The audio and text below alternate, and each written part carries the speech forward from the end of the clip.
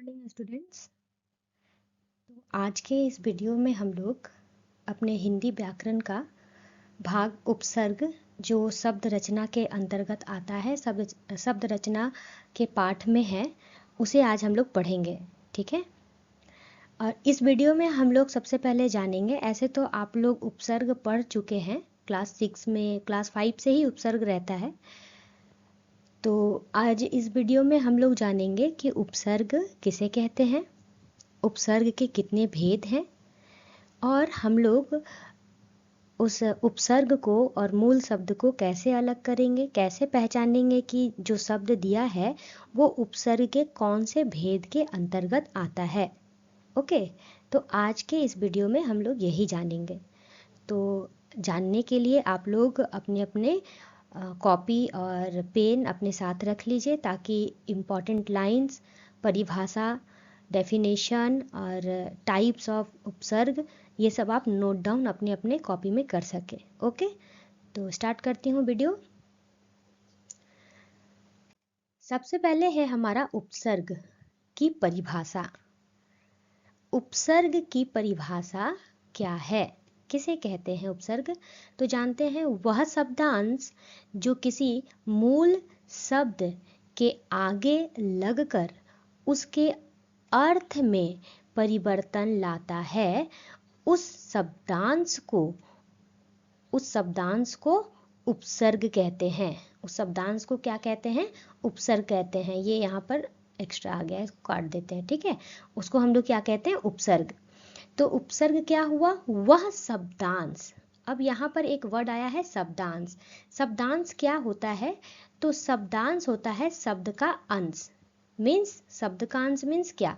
तो यहाँ पर एग्जाम्पल से हम लोग समझते हैं। जैसे यहाँ पर आप एक वर्ड देखिए, दुकान दिया हुआ है ना? एक वर्ड दिया हुआ है दुकान, एकदम लास्ट में आप लोग देखिए, यहाँ पर जहाँ मैं मार्क कर रही हूँ दुकान, इसमें कितने वर्ण हैं?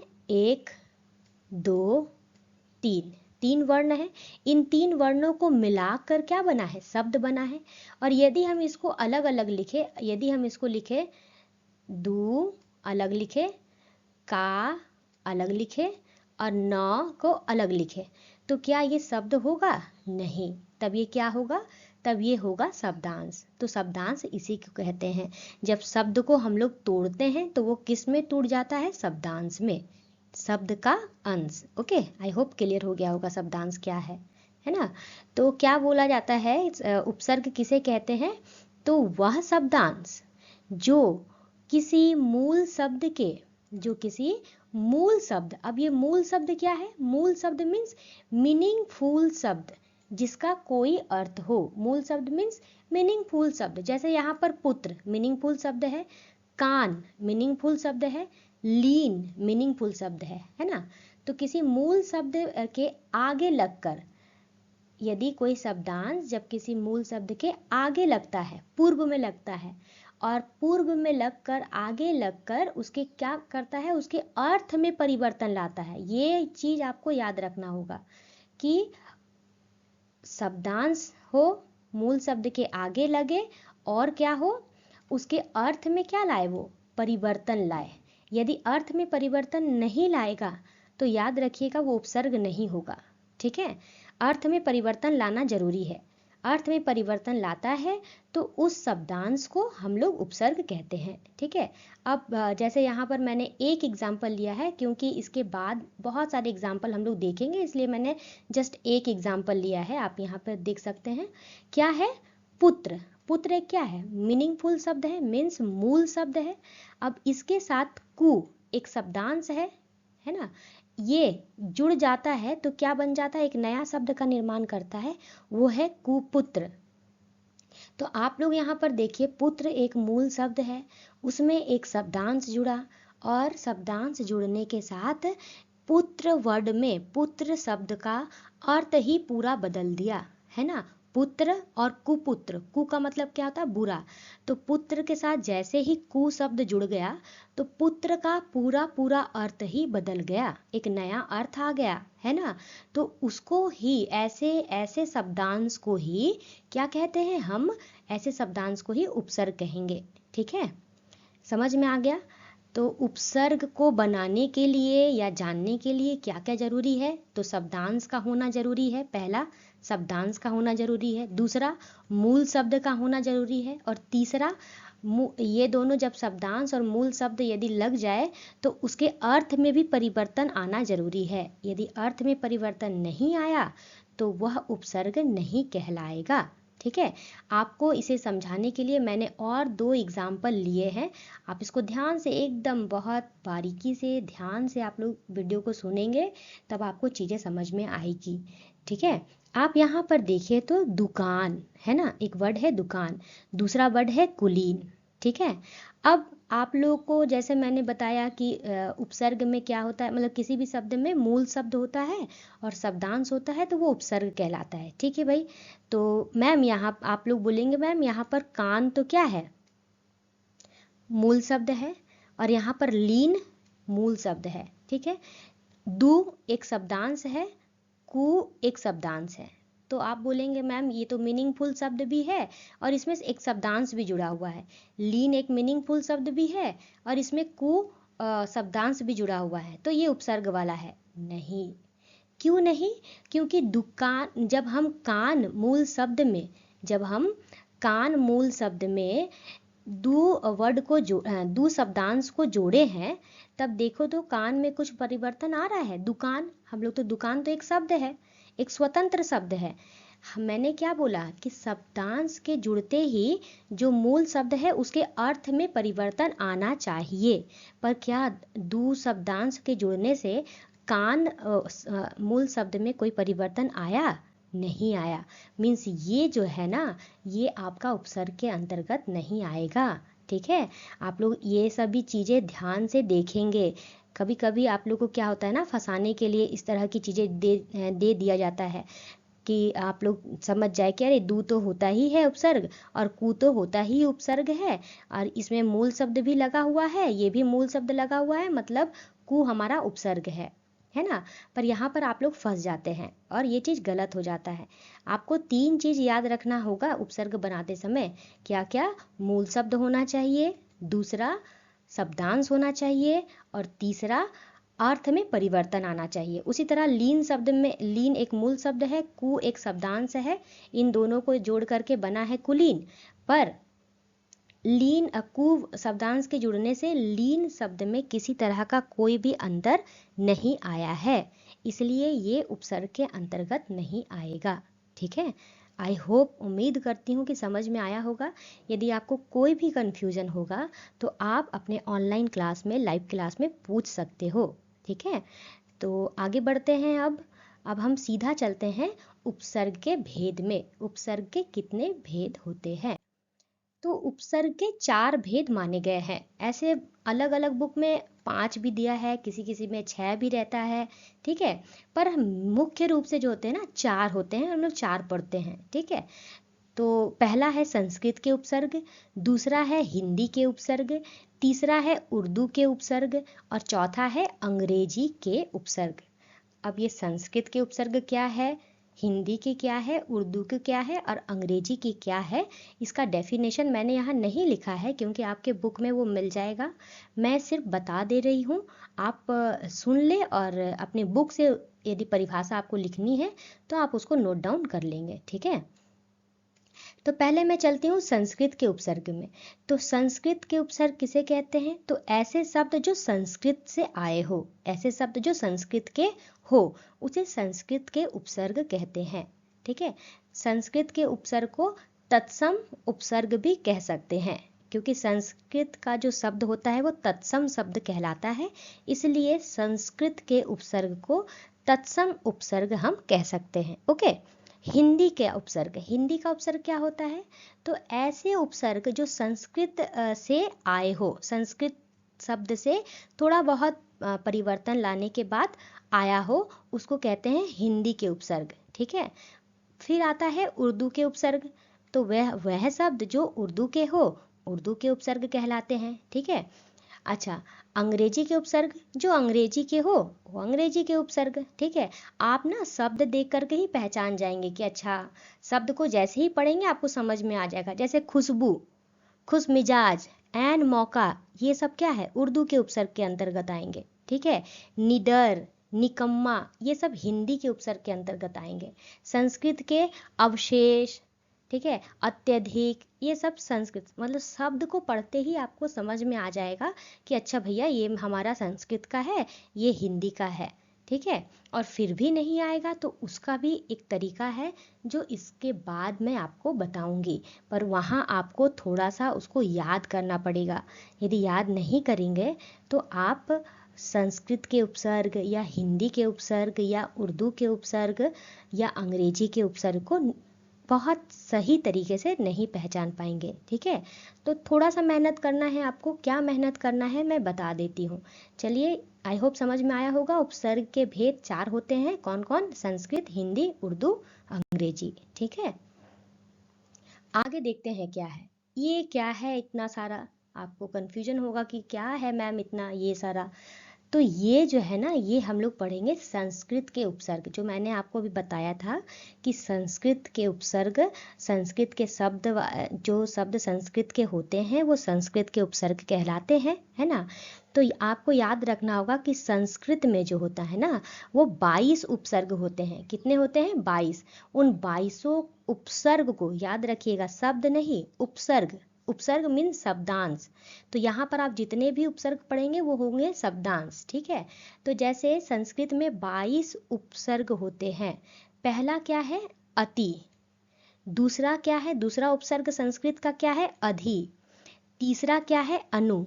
एक चीज आप याद रखिएगा, संस्कृत के जितने भी उपसर्ग है उसमें जितनी भी मात्रा लगेगी सब छोटी लगेगी, ठीक है। जैसे छोटी ई, छोटा ऊ।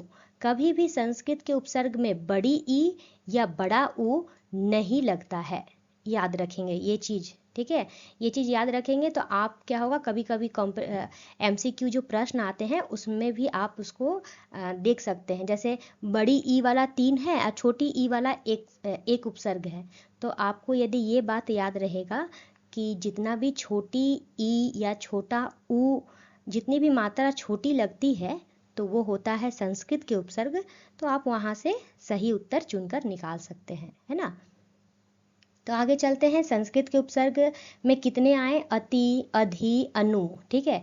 4 नंबर है अप, 5 नंबर है अभि, 6 नंबर है अव, 7 नंबर है आ, 8 नंबर है उत या उद, 9 नंबर है उप, 10 नंबर है दु, ठीक है। अब ये सारी क्या है, ये सारी चीजें, तो अति उपसर्ग से बनने वाला शब्द है ये। इतना और भी बहुत सारे हैं पर मैंने कुछ कुछ ही लिए हैं यहाँ पर, और आपके बुक में भी बहुत सारे एग्जाम्पल आप उसको देख पाएंगे, ठीक है। तो अति उपसर्ग से बनने वाले कौन कौन से शब्द है? जैसे यहाँ पर है अतिकाल, तो देखिए काल हमारा मूल शब्द हो गया और अति हमारा उपसर्ग हो गया, ठीक है।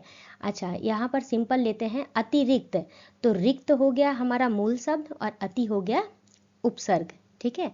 उसी तरह अधि का क्या है? अधिकृत, ये वाला चीज देखिए, अधिकृत, तो कृत हो गया हमारा मूल शब्द और अधि हो गया उपसर्ग, ठीक है। अनु से क्या क्या बना है? अनुकूल, तो अनुकूल में जो है कुल हो गया मूल शब्द, अनु हो गया उपसर्ग, ठीक है। इसी तरह आपका जो यहाँ पर दिया हुआ जितने भी, अभी से क्या बना है? अभियान, तो यान हो गया हमारा मूल शब्द, अभी हो गया उपसर्ग, ठीक है। अप से क्या बना है? अपमान, तो मान हो गया मूल शब्द, अप हो गया उपसर्ग। हमेशा याद रखिएगा कि उपसर्ग में मूल शब्द पीछे रहता है और उपसर्ग आगे रहता है, ठीक है। चलिए, तो हम लोगों ने अभी संस्कृत के उपसर्ग में 10 उपसर्ग पढ़े हैं और हमको 12 उपसर्ग पढ़ने हैं, क्योंकि संस्कृत में 22 उपसर्ग होते हैं टोटल, है ना। तो 11वां नंबर उपसर्ग क्या है? दुर, 12 नंबर दुष, 13 नंबर नी, 14 नंबर निर, 15 नंबर निस, 16 नंबर परा, 17 नंबर परी, 18 नंबर प्र, 19 नंबर प्रति, 20 नंबर वी, 21 नंबर सम, 22 नंबर सु, ठीक है। और यहाँ वैसे ही इन सारे उपसर्गों से बहुत सारे शब्द यहाँ पर मैंने बना रखे हैं। तो आप जो है ना क्या करेंगे, इन सारे शब्दों को ध्यान से देखेंगे, क्योंकि वीडियो छोटा बनाना है। और यदि मैं एक एक करके इतने सारे शब्दों को यदि रीड आउट करूँ तो बहुत टाइम लग जाएगा, है ना। तो आप अपने किताब से देखेंगे कि इन सारे उपसर्ग से कितने कितने शब्द बनाए गए हैं, ठीक है। और आप कम से कम 5-5 शब्द तो हर उपसर्ग से आपको याद रखने होंगे, क्योंकि एग्जाम में पूछे जाते हैं। मान लीजिए कि आपको दे दिया गया निस और बोला गया इस निस उपसर्ग से 2 शब्द बनाए, तो आप क्या बनाएंगे, आपको याद रहेगा तभी तो बनाएंगे। तो क्या बना देंगे, जैसे यहाँ पे है निश्चल, ठीक है, निश्चित, ये सारे शब्द। ओके, चलिए आगे बढ़ते हैं। आगे है हमारा ये वाला जो है, ये है हिंदी के उपसर्ग, ठीक है। क्या है, हिंदी के उपसर्ग। तो हिंदी के कितने उपसर्ग माने गए हैं, 13। जैसे संस्कृत के 22 उपसर्ग है, वैसे हिंदी के 13 उपसर्ग है। कौन कौन से, अ, अन, क, कु। अब यहाँ पर देखिएगा, कु जो है वो संस्कृत में भी आता है और हिंदी में भी है। दू संस्कृत में भी आता है, हिंदी में भी है। नी संस्कृत के भी उपसर्ग है और हिंदी के भी उपसर्ग है। तो आप बोलेंगे मैम ये कैसा हुआ, संस्कृत के भी है और हिंदी के भी है। हाँ भाई, हो सकता है, शब्द का अंतर होना चाहिए। मैंने पहले ही बोला था कि आपको यदि संस्कृत व हिंदी या उर्दू या अंग्रेजी उपसर्ग पहचानने हैं तो आपको शब्द में गौर करना पड़ेगा कि उस शब्द जो है क्या चीज़ का है। तो जैसे यहाँ पर कु से क्या बना है, कुचाल, है ना, कुचक्र। तो ये सारे शब्द जो होते हैं हिंदी के होते हैं, इसलिए यहाँ पर कु लगा हुआ जो उपसर्ग है वो हिंदी के होंगे, ठीक है। अच्छा, नी से क्या बना है, निगोड़ा, निडर, निहत्था, निकम्मा। ये सब जो है ना ये हिंदी के शब्द है, इसलिए नी उपसर्ग से बनने वाले हिंदी शब्द हिंदी के उपसर्ग होंगे। आपको कंफ्यूज होने की ज़रूरत नहीं है, ठीक है। ऐसा भी कंफ्यूज नहीं हो जाना कि अरे मैम ये तो कु या दू या नी या परा, पर नहीं होता, परा होता है संस्कृत का। तो जो भी अब भी संस्कृत का उपसर्ग है और हिंदी का भी है। तो डिपेंड करता है हमारा किस पर, वर्ड पर, शब्द पर, ठीक है। चलिए अब आते हैं अरबी, उर्दू और फारसी के उपसर्ग। अरबी, उर्दू, फारसी के उपसर्ग मतलब मेनली उर्दू भाषा के उपसर्ग, ठीक है। तो उर्दू भाषा के जो होते हैं ना 19 उपसर्ग होते हैं। कितने उपसर्ग है, 19 उपसर्ग है, ठीक है। संस्कृत के कितने हैं, 22। हिंदी के कितने हैं, 13, ठीक है। और उर्दू के कितने हुए, 19 उपसर्ग।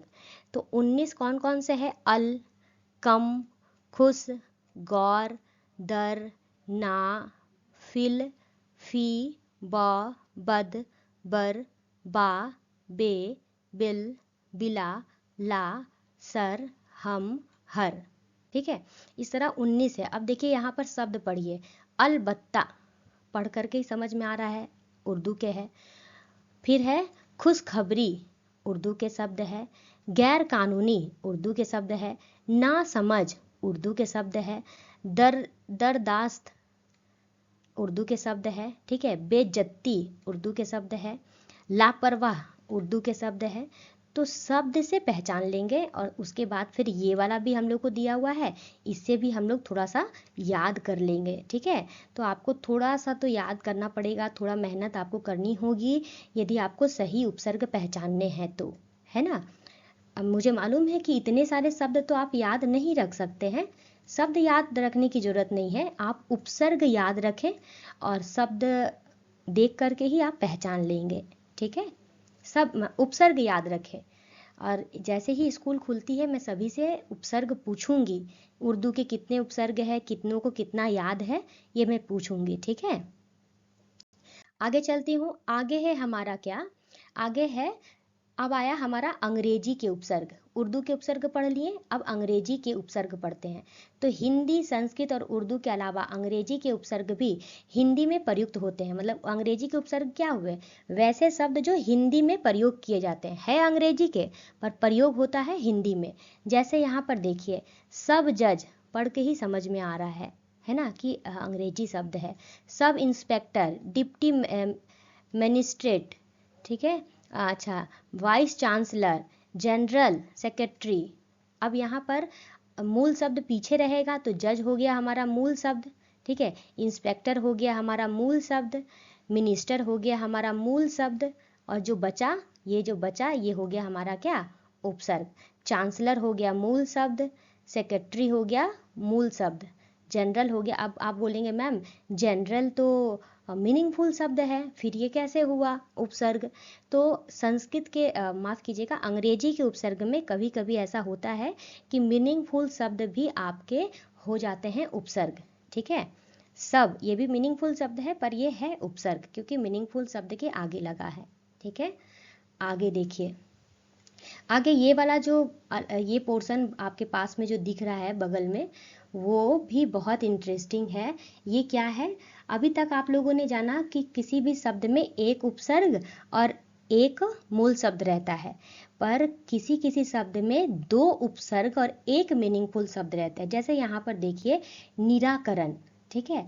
अब यहाँ पर करण इसका मूल शब्द है, करण को यदि हम निकाल दिए तो हमारा क्या बच गया, नी और क्या बच गया, रा, ठीक है। नी और रा। अब हम लोग जानते हैं कि नीर, ये र आधा र, नीर और आ अलग अलग उपसर्ग है, तो नीर हमारा एक उपसर्ग, आ हमारा दूसरा उपसर्ग हो गया। इस तरह से ये बना हुआ है, आप इसको अच्छे से देखेंगे, समझेंगे, जानेंगे, और यदि आपको कोई भी दिक्कत हो, एक एक करके आप देखेंगे, इसको बनाने की कोशिश करेंगे। यहाँ पे पूरा बना हुआ है, आपको सिर्फ क्या करना है, प्रैक्टिस करना है, ठीक है। प्रैक्टिस करना है, आपको देखना है कि एक एक में कितने, दो दो उपसर्ग है, किसी किसी में तीन भी होते हैं पर हार्डली दो होते हैं, ठीक है। कोई कोई बाई चांस किसी किसी में तीन होता है। तो उम्मीद करती हूँ समझ में आया होगा उपसर्ग। आज के वीडियो में हम लोगों ने क्या क्या पढ़ा? आज के वीडियो में हम लोगों ने पढ़ा उपसर्ग की परिभाषा, समझा कि उपसर्ग को बनाने के लिए क्या क्या चीज़ें चाहिए, शब्दांश, मूल शब्द, अर्थ में परिवर्तन, ये तीन चीज होने चाहिए। उपसर्ग के भेद चार होते हैं, संस्कृत के उपसर्ग, हिंदी के उपसर्ग, उर्दू के उपसर्ग और अंग्रेजी भाषा के उपसर्ग, ठीक है। संस्कृत के 22 उपसर्ग होते हैं, हिंदी के 13 उपसर्ग होते हैं, उर्दू के 19 उपसर्ग होते हैं और अंग्रेजी के उपसर्ग की काउंटिंग नहीं बताई गई है, ठीक है। और जो 22, 13, 19 मैंने बोला है उसको छोड़ करके भी और होते हैं पर मुख्य रूप से उतने हैं, ठीक है। तो आज का वीडियो मैं यहीं पे समाप्त करती हूँ, और यदि आपको कोई भी कन्फ्यूज़न होगा तो आप अपने ऑनलाइन क्लास में पूछ सकते हो। Okay, bye bye, have a nice day.